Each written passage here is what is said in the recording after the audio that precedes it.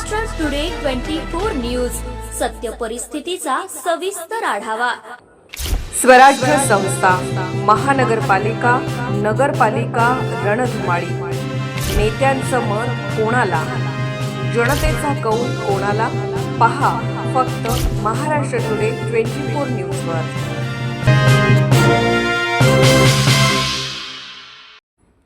निवडून येण्याची क्षमता असणाऱ्यांनाच उमेदवारी। जातीपातीचे राजकारण करून पोळी भाजायला आलो नाही, उपमुख्यमंत्री अजितदादा पवार। महापालिका निवडणुकांमध्ये ज्यांची निवडून येण्याची क्षमता आहे अशाच उमेदवारांना राष्ट्रवादी काँग्रेसची उमेदवारी दिली जाईल। मतांचे व जातीचे राजकारण करून राजकीय पोळी भाजणे हा माझा उद्देश नाही। माणुसकी हेच माझ्या राजकारणाचे केंद्रबिंदू आहे आणि समाजातील सर्व घटकांचा समतोल विकास करण्यासाठी मी कटिबद्ध आहे, असे स्पष्ट मत उपमुख्यमंत्री अजितदादा पवार यांनी व्यक्त केले। मिरजेत आयोजित राष्ट्रवादी काँग्रेसच्या जाहीर मेळाव्यात ते बोलत होते। या मेळाव्यात काँग्रेसचे नेते व माजी महापौर किशोर जामदार, राष्ट्रवादी शरद पवार गटाचे माजी महापौर मैनुद्दीन बागवान यांच्यासह 15 माजी नगरसेवक आणि विविध पक्षातील अनेक नेत्यांनी राष्ट्रवादी काँग्रेसमध्ये प्रवेश केला। यावेळी माजी मंत्री शिवाजीराव नाईक, आमदार इद्रिस नायकवडी, राष्ट्रवादीचे काँग्रेसचे जिल्हाध्यक्ष निशिकांत पाटील, शहर जिल्हाध्यक्ष पद्माकर जगदाळे, माजी आमदार विलासराव जगताप यांच्यासह मोठ्या संख्येने पदाधिकारी व कार्यकर्ते उपस्थित होते। उपमुख्यमंत्री अजितदादा पवार पुढे म्हणाले की विकासासाठी जमीन संपादनाच्या मुद्द्यावर अजितदादा पवार म्हणाले, मिरजेतील मीरासाहेब दर्गा विकासासाठी 153 कोटी रुपयांचा निधी टप्प्याटप्प्याने उपलब्ध करून देण्यात येईल, असे आश्वासनही त्यांनी यावेळी दिले।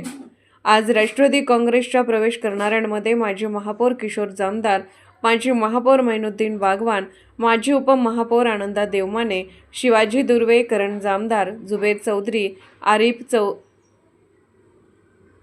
आरिफ चौधरी, अंकुश कोळेकर, शुभांगी देवमाने, नरगिस सय्यद, मालन हुलवान, सौरेखा विवेक कांबळे, बिल्किस बुजरुक शेख, चंद्रकांत हुलवान, आझम काझी, शरद जाधव, शकील पिरजादे यांच्यासह अनेक नेत्यांचा समावेश आहे।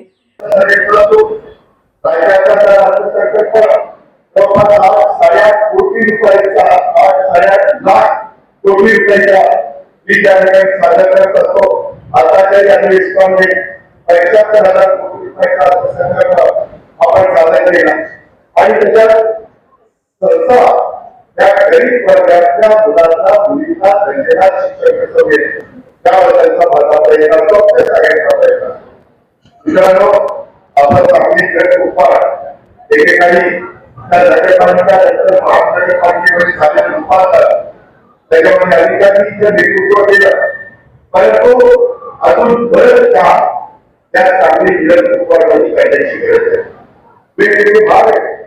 माझ्या मिरजच्या परिसराचा विचार जर केला तर त्या ठिकाणी आपल्याला जवळपास 23 त्या ठिकाणी नगरसेवक नगरसेविका निवडून येतात। सांगलीमध्ये 43 नगरसेवक नगरसेविका निवडून येतात, कुपवाडमध्ये 12 नगरसेवक नगरसेविका निवडून येतात। 78 नगरसेवक नगरसेविका आमच्या सांगली जिल्ह्यात कुपवाडचं प्रतिनिधित्व करतात। आज कुठली महानगरपालिका आहे?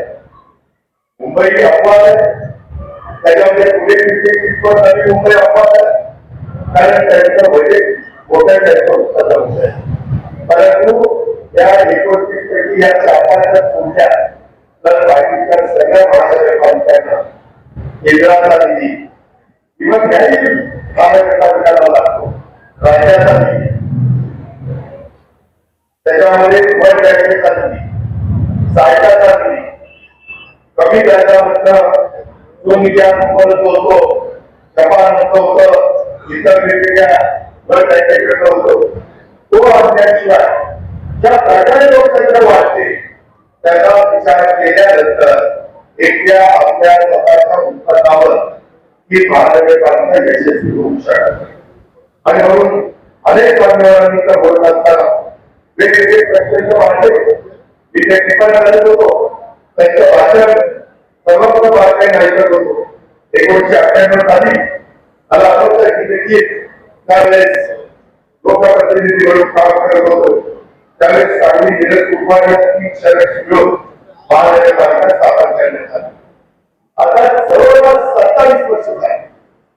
काय वेळ पुन्हा करण्यात आला. प्रत्येक दिवस गेल्यानंतर पुढचा दिवस उगवत असतो. परंतु आज या महानगरपालिकेचे 111 किलोमीटरचं क्षेत्रफळ आहे. इथं शेतीचा एरिया आहे. इथं कृष्णा त्या ठिकाणी नदीची जाते त्याच्या संदर्भातले पण काही प्रश्न इथं निर्माण झाले आणि त्या नदीचं बॅकवॉटर आल्यानंतर अलमट्टी धरण त्यावेळेस दरवाजे बंद केले जातात. त्यावेळेस आपलं शहर पाण्यात त्या ठिकाणी होतं. त्याबद्दलचे काही प्रश्न सगळ्यांच्या समोर औद्योगिक करण्यासाठी आवश्यक अशा नेटवर्कची सुविधा निर्माण करण्याची त्या शहराला आवश्यकता आहे. आम्ही मुंबई त्याच्यानंतर नवी मुंबई नंतर पुणे नागपूर पिंपरी चिंचवड या महानगरपालिकेकडे भेटून केली. आम्हाला टप्प्याटप्प्याने आले आणि इतर नागरिकांना मोठ्या प्रमाणात झालं. इथं पब्लिक सर्व्हिस ट्रान्सपोर्ट चांगल्या पद्धतीने केल्याची गरज आहे. इथंही पेट्रोल करायची 20% नाट्याचे 10% त्या संस्थेचे आणि 15% वित्तीय संस्थेकडचे असे करून आपण पूर्ण करत असतो. सातत्याने आज जवळपास आम्ही प्रत्येक ठिकाणी विभागात करण्याचा प्रयत्न करतो. ही आता बीडचा पालकमंत्री आहे. बीडला पण विभागाचं काम सर्वे सुरू केलेले आहे. पण गावाच्या नंतर त्याच्या जागा निर्माण करण्याचं काम चाललेलं आहे. महाराष्ट्र टुडे मराठीसाठी ब्युरो रिपोर्ट सांगली.